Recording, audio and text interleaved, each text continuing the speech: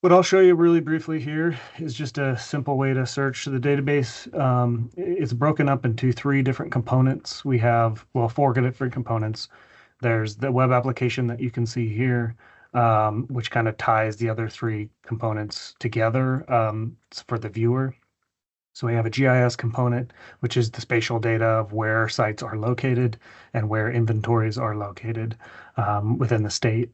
We also have a content management system, which houses all of the documents. So all of the site forms and cultural resource inventory reports are all scanned and available as PDFs. And then we have the backend, which is our SQL management system, which is just tabular information that we collect. Our office has always been very um, heavily reliant on the forms and reports themselves and not so much on the tabular data.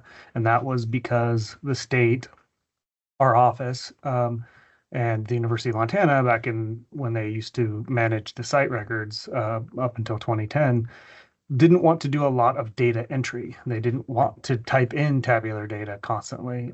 And so they relied heavily on getting those forms scanned and getting people access to those forms so they can read the report and read the forms themselves instead of relying on tons of attribute data that is getting entered.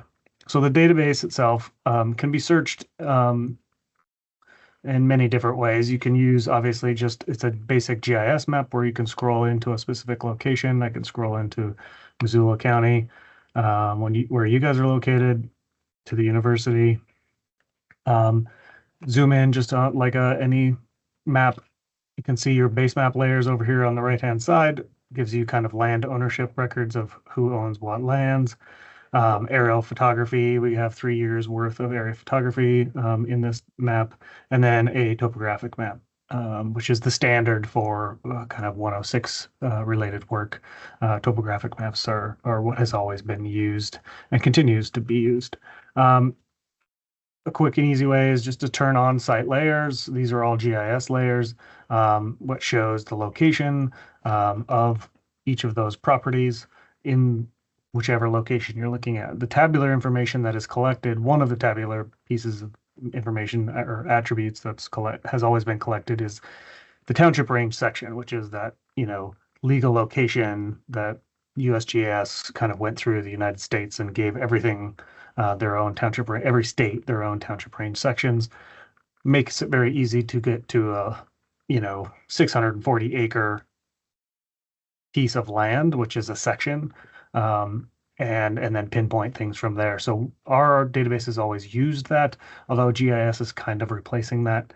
However, it won't completely replace it because there are many sites in this database that don't have we don't have a map of, so we don't know exactly where it is. The record was created saying it was in, say, section 26, but they didn't give us a map and the description isn't very good. So we don't know where in section 26 it might be. And so we still want to have the record searchable by saying it's in section 26, but there won't be a shapefile on the GIS map to show you exactly where it is unless someone finds it again and does a site record update and updates that record. So if we had a historic mine or a historic cabin kind of in the woods somewhere that somebody recorded long ago and somebody revisits and re-records it and thinks it's the same record, same site, we will get in a site update record and put it in our database, and then it would get GIS from that point forward. But we do have thousands and thousands of sites, usually from the 1930s up until the 80s, where they just didn't have, or they couldn't read maps, or they didn't understand where to plot them. And so we do have about, I'd say, 10 to 20,000 records, maybe not that many, 10,000 records in the system where we have a nice record of it, but we don't have an exact location on a map. So one way to just do a quick search of the database is either, like I said, you could type in your township range section if you knew it. Like Missoula's 13 north, 19 west, and then you're probably in section 34 here. You can zoom to that location um, to see what sites are in there. Right now, we have no GIS down here. As you can see, we do have one survey, which looks like it might be the golf course. No, it's just the South Campus. So a survey that was done in 2007 regarding something that was happening on campus. And if you wanted to know what they were surveying and why, you can pull open that report to actually see why it was being surveyed. And so Western Cultural is a cultural resource firm out of Missoula, actually based out of the fort. And you can dive right into this report to see what was happening by looking at the abstract. University of Montana hired them to do a master planning process. And so then that's what they were hired to do. They went and surveyed, and you can have reports ranging from 2 pages to thousands of pages long and have, their full methodology of how they did their inventory. You can have lots of, as you can see on this one, he's got a pretty extensive historic overview of the area. Most cultural resource inventories have that information. They have a pre-contact overview of the area and a historic overview of the area where their project is in. Some of those range again from a paragraph to many, many paragraphs or many, many pages. And you quickly learn which reports are going to have very little information and which reports will have a lot of valuable information. So you can scroll through this entire report, see what they recorded. They have a lot of old, these researchers are doing, these cultural resource consultants are doing all of that background research. They're going to the local county records offices, pulling land deeds, they're pulling historic records from the libraries, and they're putting it all in their cultural resource inventory. So a lot of this data, like we were talking about earlier, it's been gathered and then it just sits here because it's for us to review as part of the 2 laws that we consult with with those agencies. But then the data that's all been gathered just sits, and it's ripe for someone to come in and start looking through all of that and using that information. And we do have students in the past who have asked for access to the database to do thesis work, PhD work. We had one recently from the Blackfeet doing PhD work on drivelines, bison drivelines up in the Blackfeet reservation area. And so she sat down and did used our database to gather a lot of that information for her PhD work, dissertation work. And so, when she's done, I'm hopeful that she will then submit that to us as well for an added part of the record. And most people who do use our database, who use it for their thesis or their dissertation, do then submit it to us. So that's just a simple way to search this area. You can also just type in, like I said, the township range section, hit search for reports, and then you can see a list of reports that are in the area. Again, that only showed one GIS polygon. However, there are 2 reports that mention that section 34 up here. And it's the South Campus one, which we saw, but then we also have a lot of what's called gray literature in here. Obviously, it's literature or things that our office deemed important for research purposes that people might use. And so this is a Montana Main Street guide that was done early 2000s. There was some money from, I can't remember what it was from, but a lot of these Main Street guides were done. It was Historical Society Press, so our own department, and they did, some towns, but it's got good information on a lot of these historic and very little pre-contact, but it's a lot of the downtown type information for that. But this won't have like I said, presence in GIS because they didn't actually do a survey. It was just a kind of an overview of the area, but it's information that we find valuable, as well as other people doing their research find valuable. So that we put those in our database. Again, you can search for sites. I'm going to move up here where we know we have sites. So the orange on here is obviously surveys, and the green are sites. We also have a historic district layer. This is, the university campus district, historic district, and this is, I think, the university area district, which is, kind of all of the houses that are just to the west of the actual campus.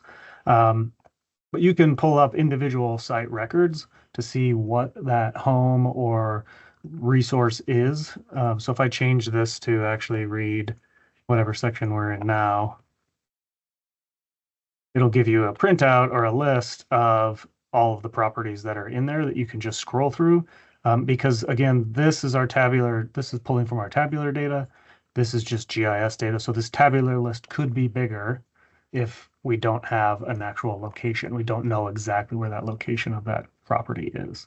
But you can dive into these records individually, find the site record. So this will give you the address sometimes. The very brief tabular information that we do collect, who owns it, when it was recorded down here, who recorded it, just some basic information, as well as you can pull up the site record itself. So this is an old one. Let me see if I can get a better one. So this is the site record itself, basic information, the physical description of the property, some historical information on that specific property, the bibliography information that they use to give or to research this property.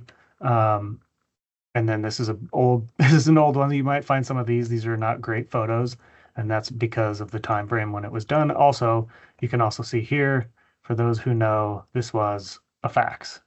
So this was faxed to the university in 2007 when they housed the site records office, which is not allowed, but they were allowing it back then. And so all of the images are terrible. We may have the original site record in the basement in the actual hard copy files. And if you are doing research in our database and you find something like that, you can always ask us to go pull the original record and rescan it, and we can just put it in the system really quick. So those are just simple ways to do a quick check of resources in a proposed area or in an area of interest. There are other ways to search the database kind of on a larger scale. Again, you can use the legal location of that township range. You can also search by specific site type. So every site is given a site type. So if you were doing like historic mining, it's either going to start with a pre-contact or it's going to start with historic, or if it's going to start with fossil, because again, those are the three types of sites, main kind of broad sites that we charged with recording and keeping track of. So if you just did like a historic mining and wanted to search all of historic mining for the state of Montana, you're going to get almost 5,000 records of individually recorded mines or mining related features. So it could be a mine adit. It could be, this is kind of, historic mining is pretty broad, obviously, but it could be, a placer mine. It could be a coal mine, although we do have some of these mines, like coal mine, has its own site type because we have so many of them. But these could also just be like mining related, so like an arastra or some kind of feature, like a brick wall or a rock wall, that may be related to mining, but we don't have that as a site type. So you can search those kind of things as well. You can also then create a spreadsheet, a CSV file that then you can take into your own database, get it to open up, and just get that same tabular information here. And you can go and sort that however you want. This is most common used feature for people doing their own kind of statistics work, is they find out what they're looking for, run of these spreadsheets, and then kind of like, I think Jessica used this for her stone circles in Beaverhead County. Just look specifically for those types of sites in that county, and then was able to pull up each of those forms individually. There's another function. I'm just clicking on the site. Again, you can filter through the data if you know the site type, and then maybe a landowner, like it's all BLM sites, you can filter through and only get those sites that are related to maybe BLM land ownership or Forest Service land ownership, etc. Um, so you can do that. Um, there's this thing down here that we have. It's also called the full text search. So like I said, all of our PDFs of our sites and inventories are scanned and they're all text searchable. So those are all in our content management system. And if you had like a specific phrase you're looking for, or kind of, um, like Laura will probably talk about her research she did, which was ARF, some kind of a phrase that you wanted to use, you could type that in here and see it'll search every single document in the site records that we have or every single document in the reports, depending on which uh, portion of the database you're searching. So if you typed in here, and this is Jessica's favorite, she always types in banana to figure out how many sites in our database have the word banana in the file. And just hit search, and it is very quick. It searches all, 65,000 plus records in our database. And then you can just pull up any of those records. This is the Gamble Robinson Company Warehouse, National Register listed site. And if you open that record and then do a find and type in banana, you'll see that it quickly finds that there were special rooms for bananas. If you want to be more detailed in your phrasing, so like you want to just say banana. So a lot of times, like in archaeology, archaeologists relate things to the shape of something. So they may say this is a banana shaped projectile, right? So they'd say banana shaped. So you could say banana shaped with in quotations, and it'll only search for the things obviously within those quotes. So then you could go and pull up that record to see. And there's 4 records here because we do, like I said, we do updates. So you'd have to then pull each of those 4 records to see which one of these records is where it said banana shaped. I can pull this one to see.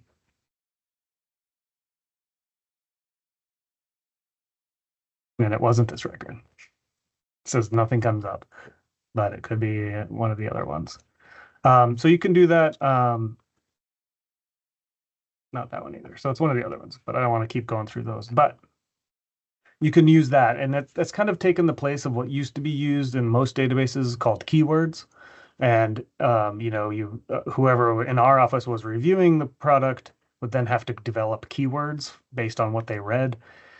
That was time consuming and staff hated doing it, and so they never really entered keywords, so it wasn't really useful. Okay, thanks, Anya. Um, so then this kind of full text search kind of takes place at keywords because you can add those keywords into that full text search. And if you're looking for something specific like carbon-14 dating or something like, you can just type those words in and then it'll search all of our records. And it is time consuming to go through all of those records. But, if it's for research, that's kind of what you do when you're doing research is you pour through documents. So the same thing on the reports. If you know a specific title of a report, or if you even have like, I just want all of the reports that maybe deal with that may have the word coal mining in their title, you could search that. Oh, nothing. Well, that's good.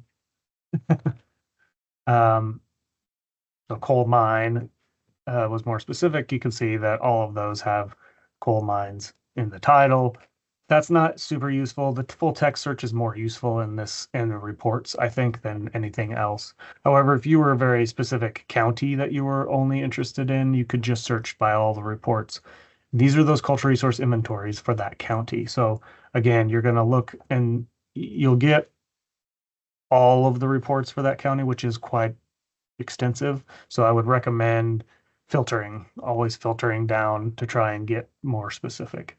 But it does have that full text search option here as well. Again, you can type in the word that you're searching for and see how many sites, or excuse me, how many reports within the entire database have that word in them. And there's a lot. So you'd have to go through and pull. But if you have specific type of research you're looking for and want to potentially use this for, it's a really quick way of looking through our database.